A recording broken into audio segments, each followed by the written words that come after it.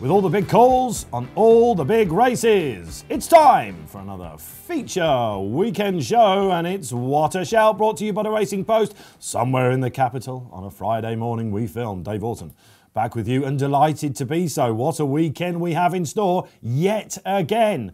It is the Old Hennessy weekend, I think we can say that. We've got the Fighting Fifth, that's another Grade 1 race coming for you, the final race at Newcastle, and a great panel coming your way. If you're watching on YouTube, like and subscribe. Anything on Facebook, get involved, get your questions in for the panellists, always read them after the show. And if you're on Twitter, hashtag What a Shout. Now, what a difference a week makes. This time last week I was all on my lonesome in here. It's fair to say we've responded, and I'm delighted to say Tom Kerr, editor himself of the Racing Post, comes back in for the first time since, Tom, racing's resumption, June the 1st, 2020, when you were all the way over the side of the studio, and here we are. Great to have you back, Tom. It's great to be back. Great to be back. Very cosy this time. Social distancing obviously fallen by the wayside, unfortunately. Well, yeah, let's hope that's not coming back. Absolutely. Tom, let's just stick with you for a sec before we go down the panel. It's been a hell of a year, isn't it? We've seen racing bounce back tremendously, I think we can say that, can't we? The flat season, OK, we may have lacked the real top-class Grade 1 dominance horses, but it was spread around the houses and the narrative was great. And we're going into a jump season. The appetite has never been bigger for it. There's been a few bumps on the road with the winter drought and that, but hopefully it's turning. Yeah, hopefully. You know, I was reflecting this as well. You know, since the last time he came on, it's just been the most remarkable roller coaster of an 18 months or so. We've had another lockdown, of course. We've had the wonders of the jump season, the Irish domination at Cheltenham, all taking place behind closed doors, of course. Rachel Blackmore's heroics, and now we're once again heading into the jump season, but with full crowds and hopefully full steam ahead. Yeah, and we've got some interesting news angles as well, haven't we, Tom? We've been trying to get Tom in, I should say, for a little while, so we've got you. And it won't just be the news angles. I remember the days of seeing you in the press room, Tom, when you were looking through your bins on the balcony. You're going to get your tipping hat on as well. I am going to get my tipping hat on, but thankfully we've got a couple of a little bit more respectable experts in the studio as well today. Well, careful what you wish for. Absolutely. We've got Pat Cooney from our sponsors, Bet365, back in the studio. Yes, happy to be here, and kind words, Tom. Thank you very much. Yeah, good to be here. I was at Haydock on Saturday. Tremendous atmosphere, so a lot to look forward to in the forthcoming months. Yeah, really heard it was rocking up there. You were at Ascot, Keels joins us back, and slightly different atmosphere. Yeah, it just felt empty. And Ascot is a massive place anyway, but it felt empty. You certainly had no problem going to get a drink. In contrast to the previous time. It was a case of, can I serve you, please, sir? Like, you know what I mean? But I mean, it's what you get with small fields. There was a couple of really good races there, it has to be said, and I still thoroughly enjoyed myself. But it would have been nice to see more people there. But you're going to get them when we get more horses, I think. And this is the weekend, Kills, isn't it? Of course, we've got Fairyhouse on Sunday in Ireland, Stellar Card there with Atton's Grace, Royal Bond, etc. This is the one that gets you out of bed, isn't it? Yeah, absolutely. You love the big meetings, don't you? And I think Newbury, the Ladbrokes Trophy, is a fantastic race, always is, and I'm looking forward to it. Let's hone in then on exactly what we're coming up for you on the show. Yes, we interview the main man this week, undoubtedly legend of a trainer, six-time champion. Nicky Henderson joins us on the road. We'll be looking at hot topics, some very punchy lines there coming your way from the panel, and 4 big race previews before a look at the Irish cards. Well, it's a warm What a Shout welcome to a legend of the game. I'm in exalted company again because 6-time champion trainer, 70 Cheltenham Festival winners, Nicky Henderson joins us. Now, Nicky is a busy man this week, more than ever. So we've pulled up some stats, Nicky, since 2000. I'm afraid and the meter doesn't go that far back. You've blown the machine, but thanks to Raceform Interactive, we've got this. And we've got your best chases by RPR. Shall we just have a little trip down memory lane? It's not often we see a Racing Post rating of 190, of course, for the great sprinter Sacra. How we miss him? We miss him, of course we miss him. He was, we've been incredibly lucky, actually, but there's been 1 or 2 real stars, but you have to still say at the end of the day, when it's all done and dusted, he was the best. And when he was in that, his career was really in 2 parts. And in the first part of it, he was literally unbeatable. I don't think there's anything that would have beat him before or since. And we were just very lucky to have a horse like him. He was extraordinary, and he was charismatic, and he was he was just a great character that he loved, but we had loved having him. He was a bit scary at times. I think once you got to that level, you know, you were under a bit of under pressure, I can tell you. But it was over. It was always fun, and he was very, very special.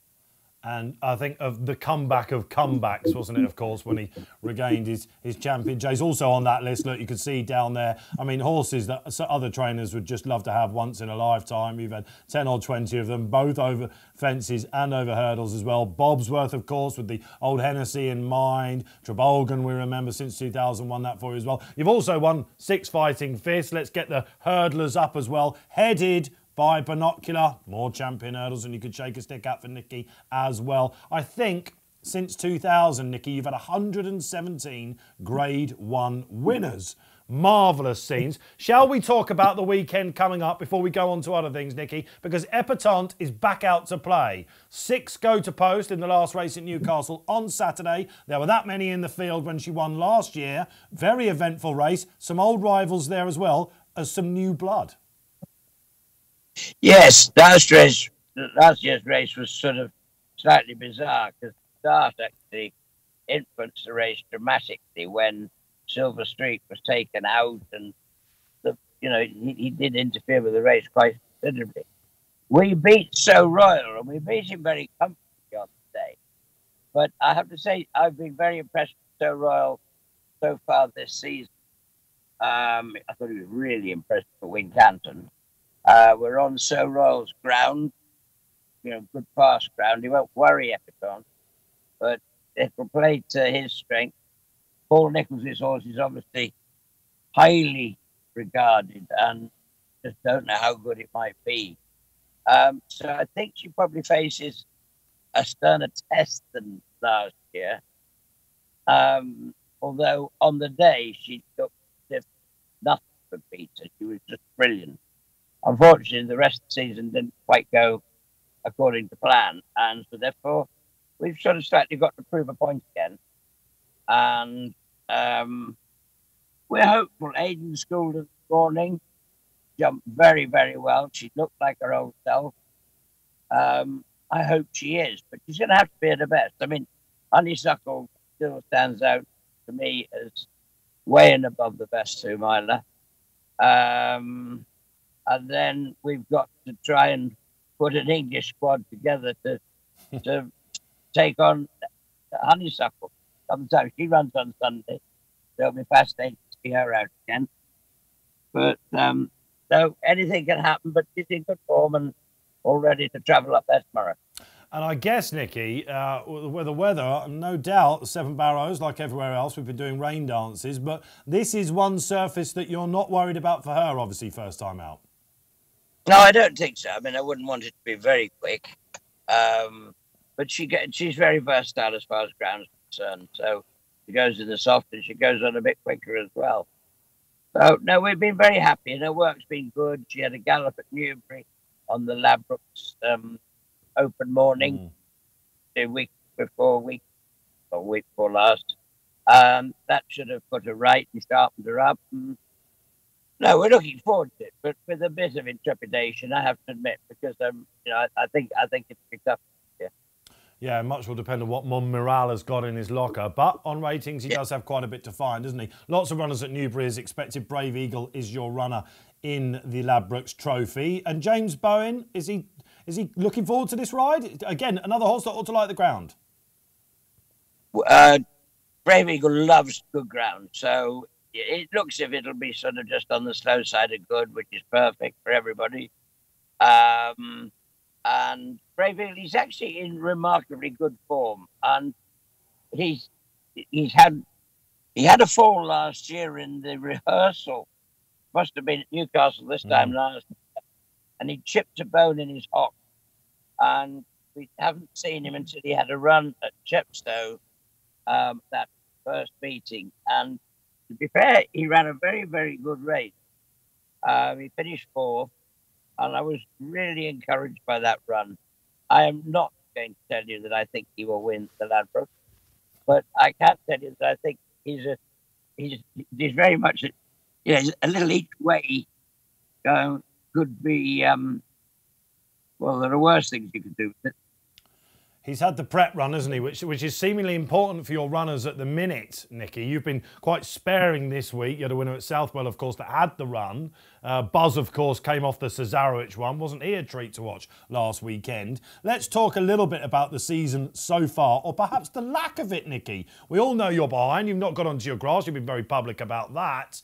And some of the shorter priced expectancies, according to the market, have looked like they've needed it. How far off are we? Is it just a case of waiting for the heavens to finally open? We're going through a winter drought, aren't we? Well, we are, but actually, if you look at it, I think we've had 55 winners now, which would be way ahead of most years.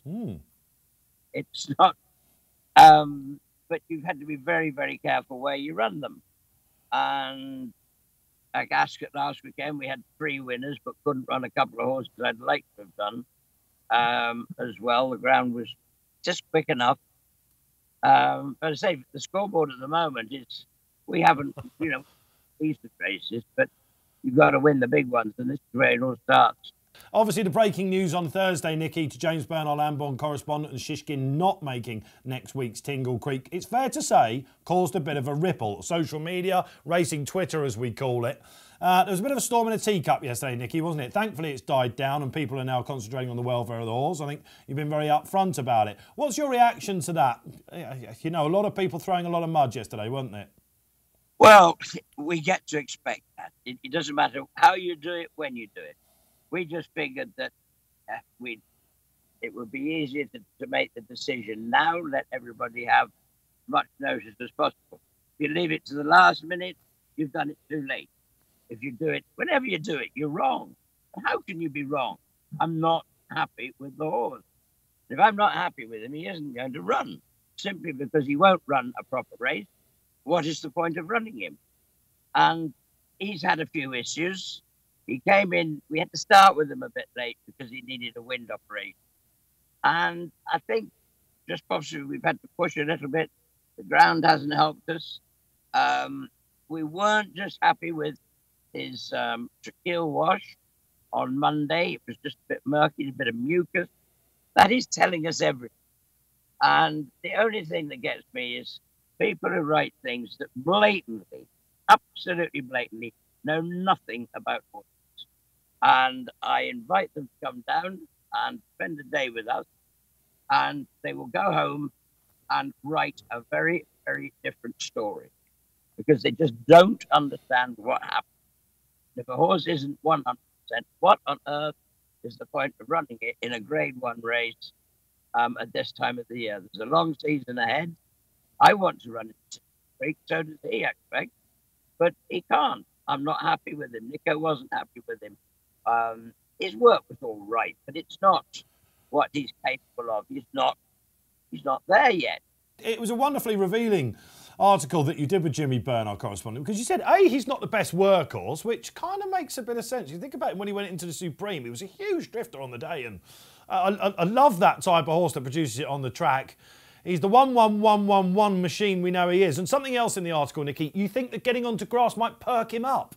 Well, it's always that we've always tried to work on grass. I don't think it would have made that much difference under these circumstances, because I'm actually saying that I don't think he's sort of, his well-being is pretty good, but he's had issues, and I say his tracheal wash, which is where we look down and just make sure their lungs are clean. They weren't 100% on Monday morning, and that was an issue that worries you, because running horses when they're under that wasn't very significant. I would have run horses with pictures like this before, but you're not going to take chances with horses like him. This is an easy case where you can do a lot of damage.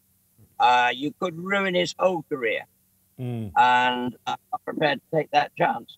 No, and you've got Joe Donnelly and Marie to think about as well, haven't you, his owners? Well, they are absolutely brilliant. Joe, I rang him yesterday morning and said, Joe, I'm not happy with him. Joe said, Nicky, you just do whatever you think is right, and don't worry about me. Just do what's best for the horse. And we know what we're doing, what's best for the horse. Yes, absolutely, Nicky. So that's great. So let's be positive about Shishkin. He comes back, and now we hope on the 27th. That's at Kempton. So viewers, get yourself down there. You can go, unlike last year. And then it might be something like the Clarence House, Cheltenham, maybe Punchestown even. Try and emulate Sprinter. We'll cram it all in. And those clowns that want to write silly things about him this time of the year can hopefully eat their hats at the end of the season. Absolutely. Thankfully, I've not touched a typewriter and I will not be eating my cap. There we are then. What a pleasure it was to have Nicky join us along. And do you own a Trilby, Tom? Do we? I don't know whether we'll be eating our hats or not. Obviously, Tom, let's come with you. This was huge news, wasn't it? And racing Twitter, as we call it, in inverted commas, horrible, but it's true, isn't it? Social media went mental about the news. No Shishkin in the Tingle Creek, obviously. We broke it. Jimmy Byrne went down there, our Lambourne correspondent, as ever.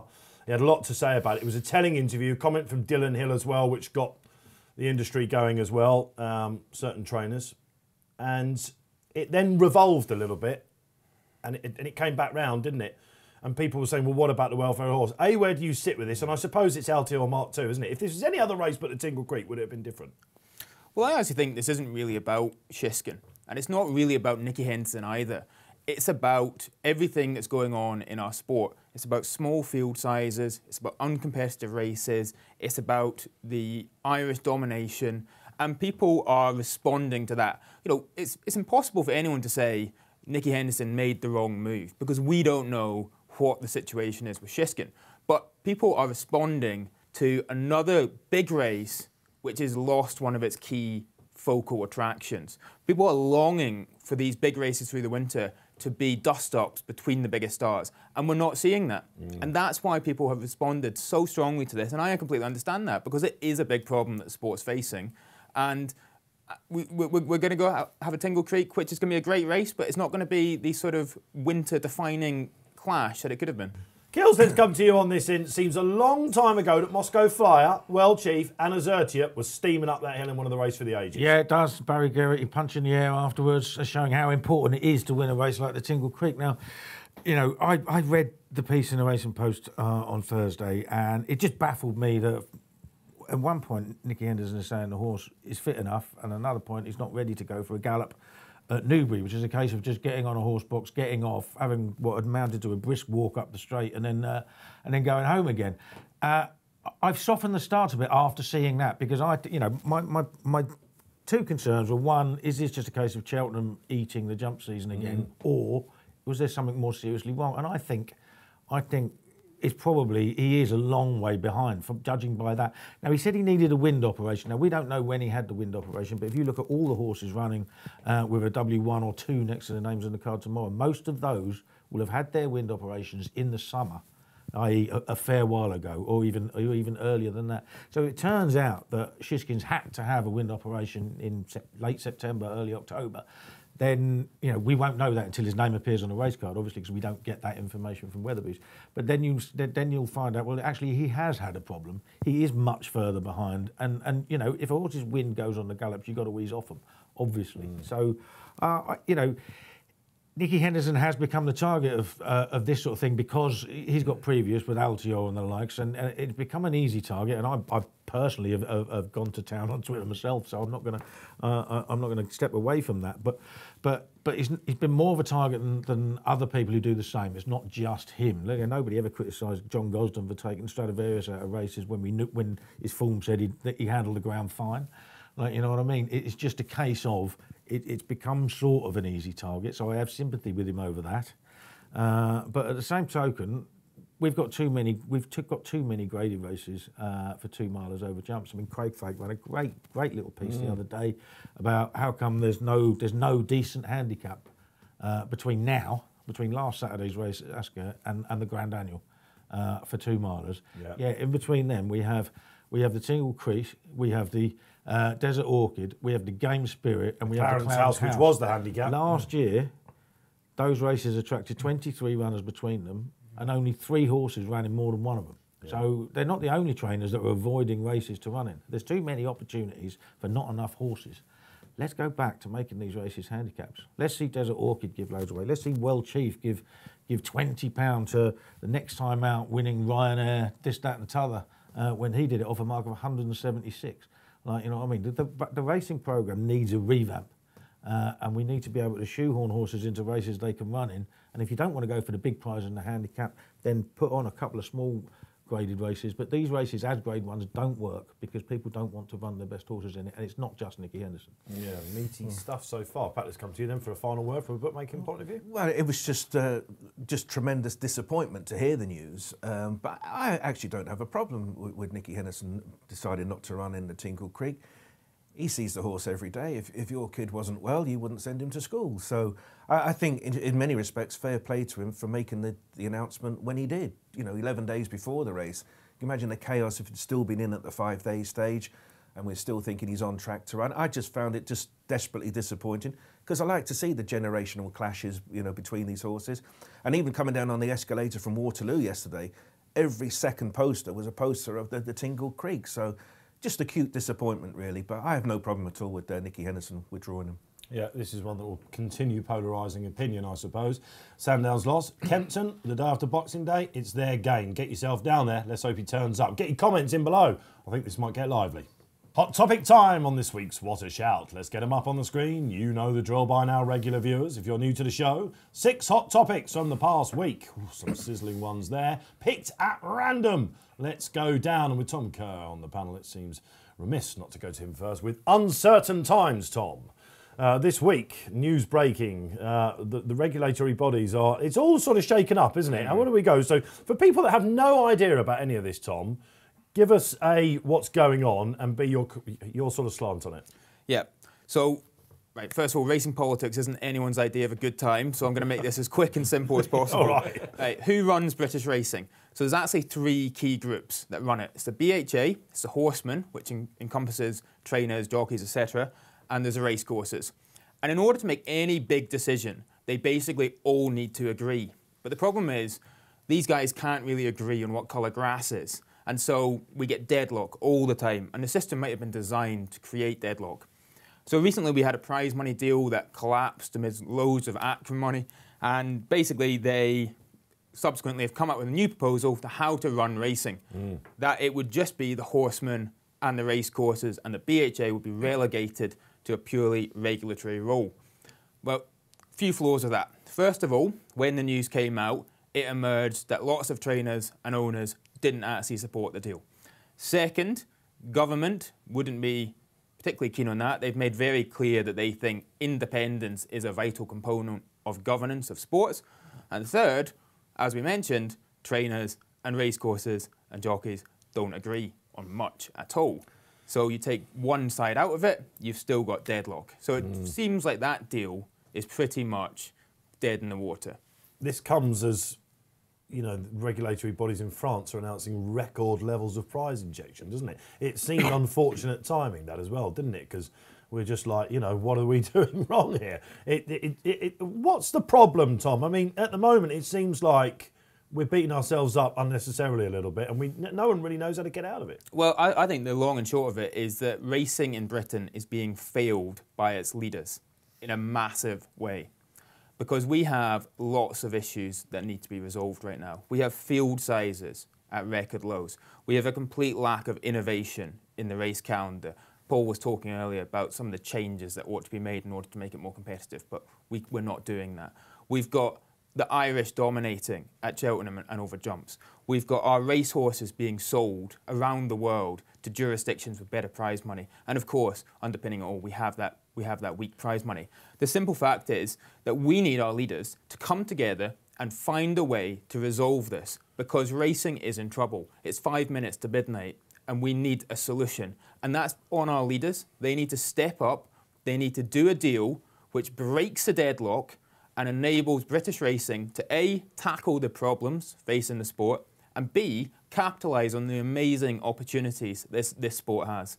Yeah, absolutely, and there's talk about ITV trying to get a new deal, isn't there, to get more out of the bookmakers with their advertising. That's bubbling under.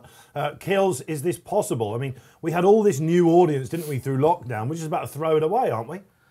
Yeah, it's possible. I mean, I have no general knowledge of the politics of horse racing. I'm a tipster, but anybody can see that things aren't right.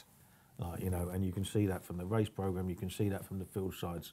And something has to be done, but we keep moaning about it day in, day out, year in, year out, and nothing happens. The race courses are not going to want to have fewer fixtures. If anything, they're going to want to have more, which will just make things worse. So, yes, something has to be done. I haven't got the answers, but there are people in power who should have and should be trying to come to some agreement and get on with it. Okay then, there we go. The industry does certainly watch this show. I know that, you know that. So if you're watching, get it sorted. Punchy stuff there from Tom Kerr. Let's go back up to the screen. Let's choose another one. And while we're on bad looks, this one, Pat Cooney was rather keen to talk about this. Farcial class. You're talking about a race from Ireland during the week, which is, it's fair to say this was a sizzling topic. Yeah, the winner was a horse called All Class, trained by Rona McNally, a very, very sharp Irish trainer. It was at Punchestown on Tuesday. It was a handicap on good to yielding ground, right? It won by 23 lengths. There was a 13-year-old made all the run in, and that finished an honourable second. The 7th horse was beaten 64 lengths, and there were others behind it. The jockeys on the horses that were at the back said we were hampered or impeded by a faller early on in the race. I would just say to anybody, watch the race, and if perception is reality, that was a bad look. This isn't a bookmaker complaining about the favourite winning. Rona McNally's horses are always going to be put in short prices from here on in, and indeed from previous months. They're never going to be bargains, and if we do see money for them, they won't just be a cut, i.e. 6 from 7, it'll be a triple cut, you know, 7, 4, 2. So they're not going to get rich betting with us, but it was a bad look the whole race from start to finish. And if you're the handicapper, who'd be a handicapper? He won by 23 lengths. He put up £22. That isn't enough. It was, as I say, if perception's reality, just watch that race and then have a view on Irish racing. Well, this one I can come to you on confidently. You can, yeah. Yeah, it didn't look good, Kills, did it? It didn't look at all good. Look, the stewards called the jockeys in on all bar the front two, and they said, you know, they were worried about the loose horses from the early falls, but actually those loose horses were out of the way pretty much straight away. And what you're looking at is you had an outsider herring off, and the favourite following him at a respectful distance, and the rest miles behind. At one point, they were 8 seconds behind the horse in second. They were almost a furlong behind the leader with a mile to run, and not making any apparent effort to get closer.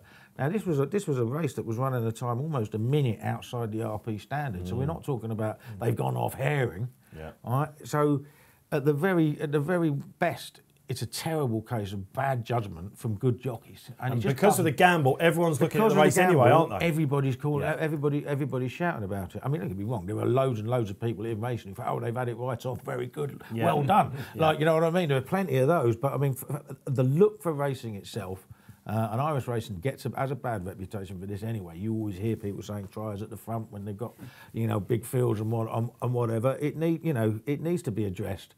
And, you know, all those jockeys should be looking at themselves, what on earth were we doing? Yeah. You know, there were some good riders in there who, you know, I don't see how that they could have allowed that to happen. Yeah, racing easily beaten with a stick there on social media, perhaps justifiably so. Okay, shall we go a little bit more positive now? Let's have a look at the Cheltenham Buzz. I mean, we got the line from this because the Coral Hurdle winner was Buzz, the Cesarewitch winner, you know, real highlight of the week for Nicky Henderson.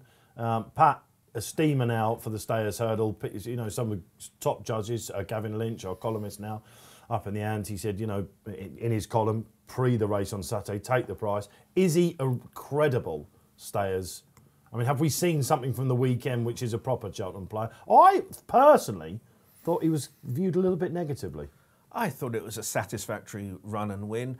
Bear in mind the opposition, Goshen, disappointed again. Did he, though? I think he did. And was it not just a trip? I mean, coming to the last Kills, just bring him in here, he looked like he might actually be the danger, and he just flattened out, didn't he? I thought it was but he right flattened out, so then, you know, yeah, but therefore he did disappoint because he didn't run to his best. He might have been on his best behaviour, but by the same token, he wasn't the challenger he might have been because he maybe didn't get home. I wouldn't knock Buzz at all. I wanted to take him on because I thought he was priced up based on a flat win rather than his hurdles form, but I thought he did it really well. He's clearly going to stay very well. And he got better the further he went. Yeah. No, I think he's a massive player. Yeah, I don't think I don't think you can argue about that. He's probably easily going to be the best of the British going there. It all depends on it's what. It's a race Nicky's won before with Bacchanal, a completely different player, of course, but he knows how to win these races. I always used to think he was a bit of a hound on the flat, but he's not. He's he's a bit of a masterclass, this from Seven Barrows, isn't it? I mean, he's won a few sesses, hasn't he? What about Epitont? Then a quick mention on him. Now clear favourite. Has he improved? Did he do what he had to do, or is this just is this the real deal? I was blown away to start with, but then you start to sit down and you look at it and you think, well, two of his main rivals were mudlarks. One of them getting on, none of them jumped well. And, one of them fell. Imperial Oil was actually going quite well. We don't know whether he'd have fallen in a hole because of the 3 miles. So I think he did what any other top-class chaser, Clandazoba would have won it by that far. Minella Indo would have won it by that far. Just because of how the race happened. It doesn't mean he isn't an absolute real strong contender for the Gold Cup, because he clearly is. And there aren't many, if any, that you would put ahead of him, because he's come out. He's still only 7. He's still going, you know what I mean? He's still absolutely top class. And there's no reason why he can't be improving. So, yeah, he's the right favourite for the Gold Cup now on that, even though you can pick holes in the form. I guess, Pat, it's the stiffer test at Cheltenham, isn't it? Minella Indo's the real grinder. Yeah, you do look at Epitont. Now, this horse beat Chasson Persois over 2 miles. So, he's a fast horse who stays 3 miles, 1.5. And I was at Haydock on Saturday, and I must admit, when they jumped the last, I thought, this horse won't get beaten all season. I just thought, he's just too good. That was a great pronunciation of Chasson Persois, wasn't it? Chasson Persois. I struggle with indefatigable. Some of the best Gold Cup winners had cracking form at 2 miles. Auto, Desert Orchid, Sizing John. Don Cossack was a really good 2.5 miler. So was Imperial Commander. So speed, allied to that class and the ability to stay, is a real potent weapon. So he's a massive player. There were shades of Quarto about that. Wasn't there? Yeah, it was. And it's the other thing, we've seen that race won by wide margins before, but not on that ground. We need this, Tom, as well, don't we? We need that Gold Cup poster boy, don't we? Like the Denman, like the Quarto. We've got the old Hennessy, that elaborate trophy. This was the time for him to step up. You're talking to the #1 member of the Quarto Star fan club. I love that high cruising speed, that versatility, the ability to pulverise opponents, but with some fantastic economical, agile jumping. You love to watch it, and it's so satisfying to see horses rise to that challenge of conquering different courses, different distances, different types of races. Epitont looks very good and very excited. I tell you, the roar when they switched camera angle as he turned into the home straight was amazing. Yeah. And you talk about Poster Boy as a horse, you've got the Poster Girl, of course, Rachel Blackmore aboard. I don't see him getting beaten, this horse. He's a superstar. There are the hot topics. We've been all over the place, but we end on a real high. Let's give you some big race previews, shall we? Get to the business end of the show. And it's the 1:15 at Newbury that we've plucked out for you. Why? Because it's an absolute belter. It's the Peter O'Sullivan Handicap Chase. We get to see the great man's old colours in here as well, courtesy of JP McManus switching his as well. And Down to Company will be near the top of the market. Kills, I'll come to you because you've nicked a price here, haven't you? Yeah, I've had a couple of quid on Killer Clown anti-post. I just thought, the early, double figures was just too big. He was 6 in the old round chase. I got the impression there that he found 2 mile foal on good round there, just a little bit too quick for him round there because, he was under it a fair way out, but he stuck on well. It was a good race. Obviously, the Midnight Shadow has come out of it, finished 3rd as it come out and won the Paddy Power Gold Cup. He was only beaten 12 lengths, dropped a couple of pounds back to the very same mark off which he was 2nd in the Greatwood Gold Cup here in March. And I think the extra couple of furlongs here is going to be very much in his favour. Good ground horse. They've thrown the cheek pieces on it. I think Emma Lavelle used to use them a bit too often, but she's now using them a bit more sparingly, but with better results. I think she's 3 from 7 in 2021 with first-time cheek pieces. And I think if that keeps him going, he's got to be a massive player. It's wide open, of course. You've got Cap Course, who won it, one of the JP McManus, who runs in Sir Peter O'Sullivan's colours. He won it in 2018, but actually hasn't been seen since he was 7th in it last year. and Damn the Company, but she didn't take well to fences last year. I can't understand why she's that short unless she's been doing loads of intensive schooling, which I'm not sure is possible at Nicky Henderson's when they've got no grass to work on, etc. I think Killer Clown is very much the one to beat. This happens on What a Shout. You do all your notes, and I can see, Tom, that you've got those, and then Kills just goes and... Have you got anything to add to that whatsoever? Because I know you're strong on this, aren't you? Absolutely nothing, frankly. Yeah, exactly. Yeah. It just wins, right? Yeah, that's it. Listen, I was doing the form study last night, and Killer Clown jumped out a mile, and hearing Kills is really sweet on the horse. Just makes me feel. It's an endorsement. Absolutely, beautiful jumper. Going to appreciate the step up and trip.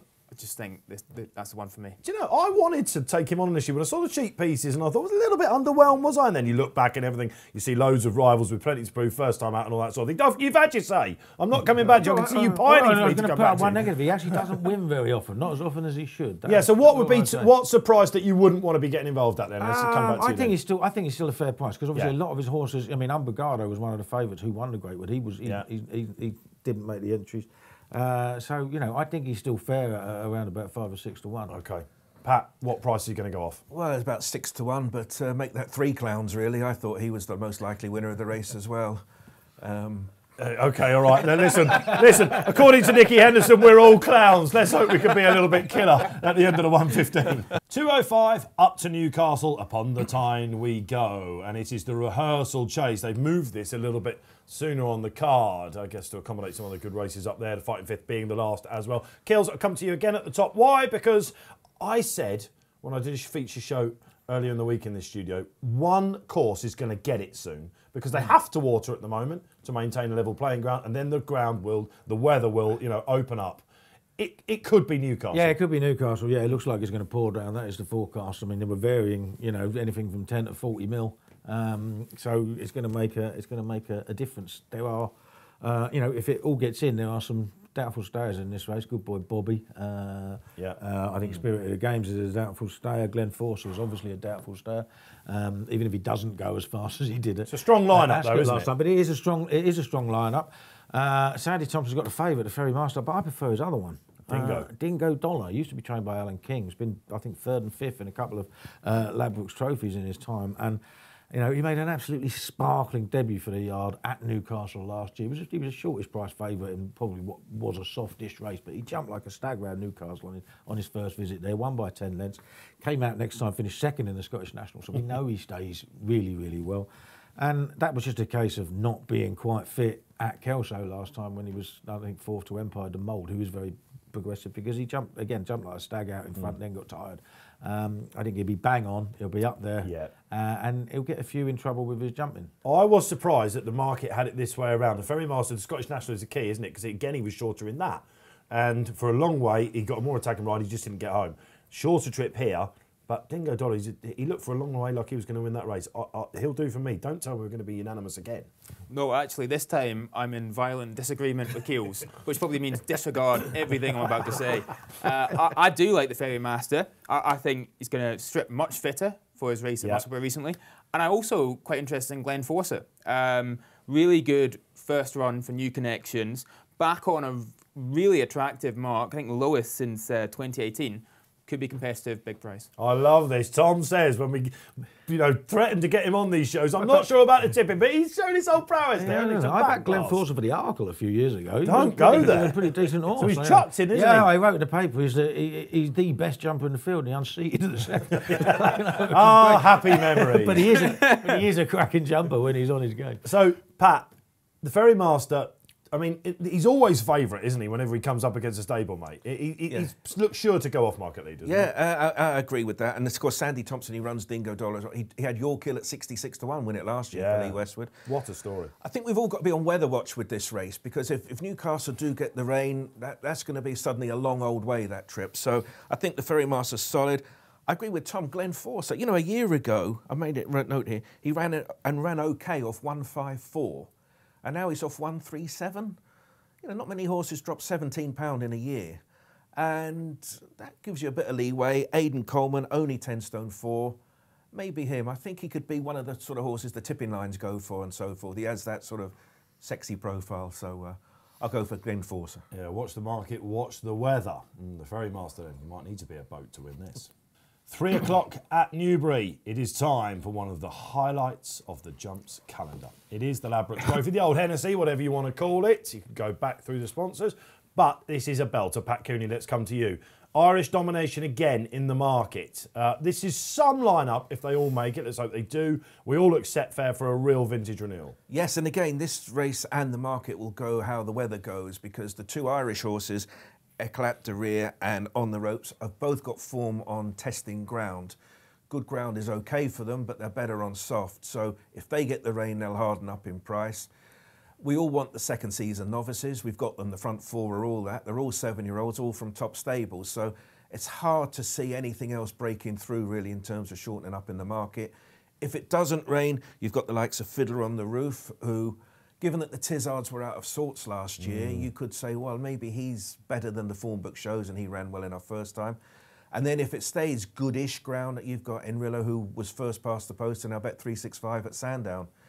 And he only went up £3. He veered left that day. So if he veered left on a right-handed track, going left-handed at Newbury, that should be in his favour. I could make a case out for saying Enrillo's possibly the best handicapped horse in the race. But in terms of what will start favourite, what will win, that's going to be on the weather watch. So if it rains, go Ireland. If it doesn't, stay for Enrillo and save on Fiddler. Yeah, it could be a market for what starts fav, Tom. Give us some help on that front. Who's one you like? Well, I like Enrillo and Fiddle on the Roof as well. Fiddle on the Roof in particular, I don't think he's got the credit it should have got. He's not been out the first 3 in 8 runs, and that run at Carlisle was really good. But from a news perspective, and with my editor's hat on, I'd love to see Cloth Cap run a big race. It was Trevor Hemming's memorial service this week, and Cloth Cap, named after his iconic headwear, would be a fantastic winner of this race in those iconic jumping colours. Yeah, it was a brilliant moment last season when he won Kills, and I think there's a link here because I saw in your Weekender column you quite fancy a repeat win as well. Yeah, I do. Yeah, I mean, the problem with him is he had a wind issue in the National. We said that, a brilliant piece that Patrick Mullins wrote when he went by and heard the noise he was making, but he was lobbing along in the National, jumping like a stag like he normally does on the inside, and then he just cut out completely. So you have to have, your worries over that. But he had that wind up, and that return at Cheltenham I thought was really, really good. He jumped brilliantly. He did get tired, but he didn't cut out like he did at Aintree. That's a suggestion that it worked. I think they'll have been really, really pleased with that run there. And if he's come out of it well, he's got the ground in his favour.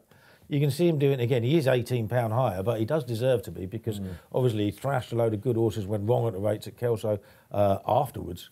So yeah, I think he's got a big chance. And surprisingly, given the Irish domination, I found it quite easy to oppose those two at the head of the market. Well, Eclat de Rire, I can't get out of my head that he unseated when he came over to Cheltenham, but I do like him. Like the ground is a worry. He's a very, very good jumper. That was just unlucky. That was a bit of a peck on landing and out the side dot. He's a very, very good jumper, but Henry de Bromhead has said he is a heavy-topped horse who isn't going to like good ground. He's an old-fashioned type. It would have been heavily watered, but even so, it might not be in his favour. And the 4-runner race he won the other day was over 2 miles 7, was running a similar time that was last year's Ladbrokes Trophy, over 3 and a bit furlongs further. It's a head scratcher, this one, isn't it? It's difficult. On the ropes, same. He's presenting though, isn't he? And we tend to associate. I'm not worried. It's not the ground. It's not the ground with him for me. He is. He's obviously very good. He beat Waver to Sea in the Munster National, same race that Total Recall won before he came here. Yeah. But he's been raised £12 for that. I mean, could you see Waver to Sea being 4 or 5 to 1 with an £8 rise? Well, he's got monkfish form as well, hasn't he? He has got monkfish form as well. Issue is he's only been asked to jump obstacles left-handed once, and he pulled up. And although they said he had a breathing issue at the time, he wasn't. I don't know actually whether he was given a wind operation because I'm not sure the Irish have to say so. But he wasn't jumping or travelling from the very beginning of that race. So there's another question mark. It's only a question mark. He might be a different horse now. It was a fair while ago, but he is 9-2 favourite for a 21-runner chase, and he has no form jumping obstacles on a left-handed track. That just steers me away from it. Yeah, OK. Favs don't have a great recent record. Paul Nicholls, 17 in the last decade, only 3 places in this. he is mad keen on the handicap mark about Enrillo. I'm very close to putting him up, but I've got to put in his old rival, and that's Kitty's Light. My worry about Kitty's Light, he's a freak of a horse, a wonderful freak of a horse. The little 5-year-old. No 5-year-old's ever won the race. And will he be out the back of the telly when they're turning in? That's the problem. He'll be steaming home. If he's there at the cross fence, he will eat up those fences. And my worry about the Lights of Cloth Cap this time around, there's potentially a lot of pace in this race. There was a lot of pace in it last year as well, though. He was alongside. And he just kept for a lot of going. it. He doesn't seem to be one of those horses that needs to lead. Obviously, he spent most of his life being held up. They can put him anywhere, and he runs under his own steam. He doesn't get lit up by other horses running alongside him or anything like that. So I think he's fairly straightforward. I think he's got a big chance. I've had a few quid each way on Canelo for Alan King, who obviously needed that run at Bangor last time, but a good, really good run behind Captain Nor at this meeting last year. Captain Nor was £19 higher 3 months later. He then won the Roland Merrick, and he's back to that mark, back to just above that mark, I think. So yeah, I think he's got a fair shout at a big price, especially with extra places that are on offer. I groaned at that because it's just one of those, isn't it, that you forget that's even running in there. What a race it is. 3 o'clock. Who wins? Get your comments in. It is the final domestic big race preview of the weekend for you. It is the Fighting Fifth, the final race at Newcastle 3:15. 6 runners go to post. 6 runners Pat Cooney went to post when Epitont won the race last year. Back-to-back winners are not uncommon for this firm in particular. What price will she go off? Well, she's going to be trading round about the even money mark. And again, it's weather watch to a degree, isn't it? If the rains come and it's soft ground, then So Royal will be a drifter and Mon Mirror will be the one that's going to be the most popular. But you look at Epitont, a very easy winner of the race last year. I read she's had a back operation since she's run last time. I couldn't back anything that's had a back operation running next time out. I think it's one of these races where bookmakers look at it and go, we can get this one beat, provided the ground isn't too soft. You'd rather have 2, 3, 4 bullets as a layer of her, and if the ground is soft, then So Royal is less so. Mon Mirror's the interesting one. He's a 4-year-old carrying 11-7, the same as the others in the race, unbeaten.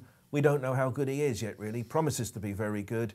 I just think on balance, you look at Epitont and go, there's reason to get her beat. Isn't that interesting? I'll tell you what, you peaked at Chasson Pour Soir because Montmiral has got an absolutely sterling chance. Tom, again, this will be the story. She's won on heavy ground. Nicky needs this, right? Yeah, listen, I wouldn't be a big backer of horses as short as Epitont, but everyone who's been to Seven Barrows over the last few weeks, and that's James Byrne, our Lamont correspondent, David Jennings. Yeah, DJ was purring, wasn't he? Everyone says Epitont looks $1 million.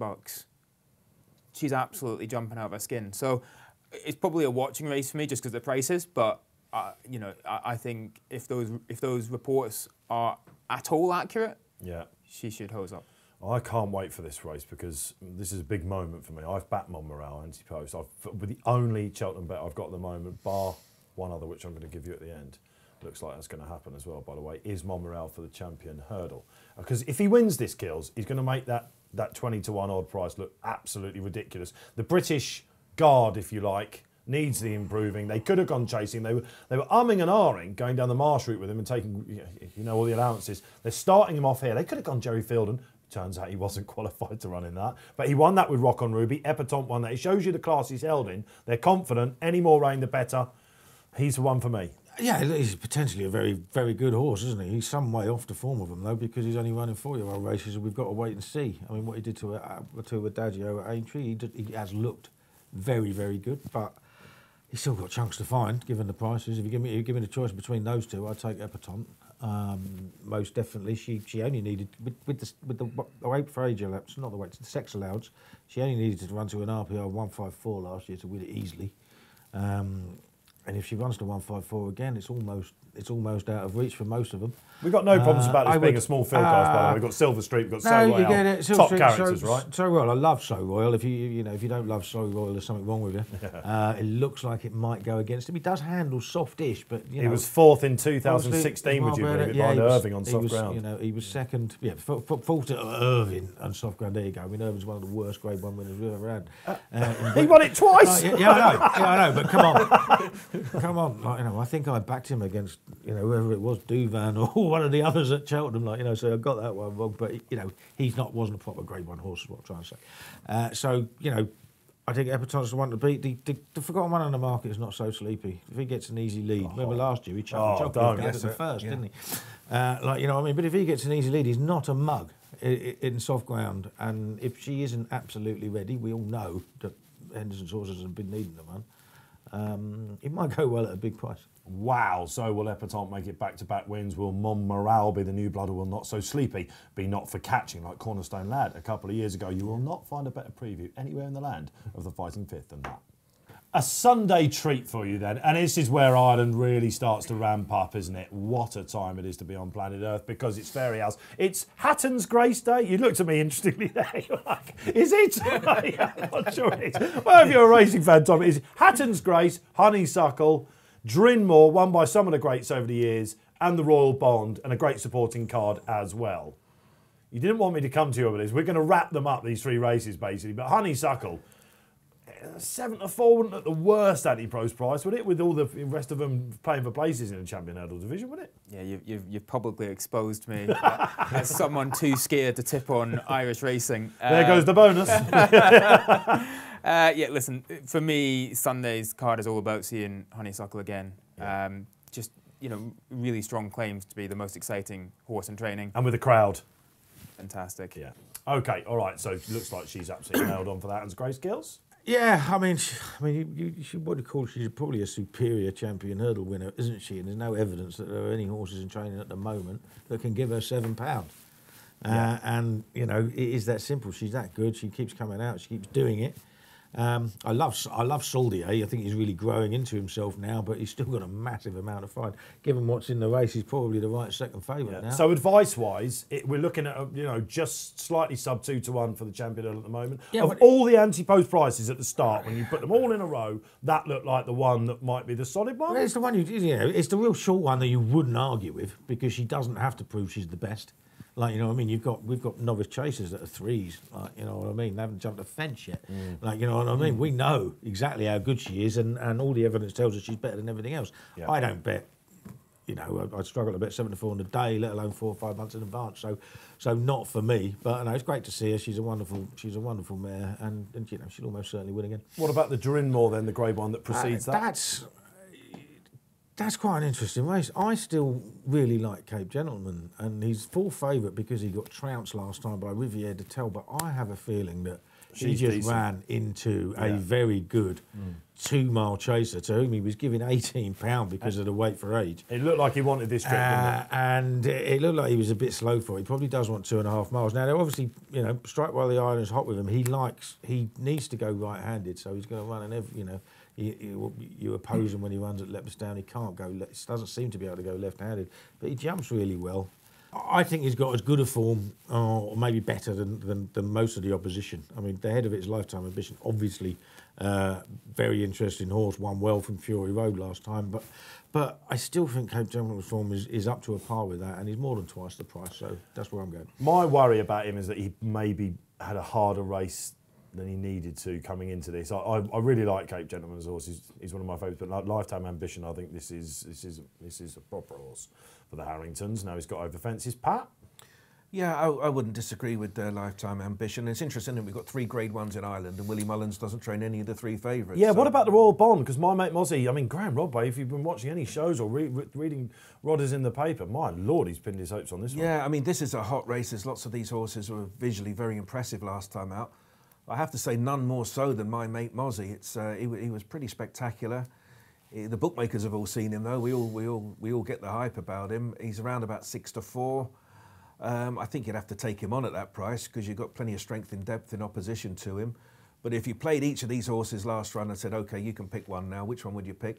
I think a lot of people would have picked my mate Mozzie. So a solid favourite. But going on to as for Honeysuckle, if she is going to get beat, she's going to get beat first time out, isn't she? But we thought that a year ago, and she struggled to win a little bit.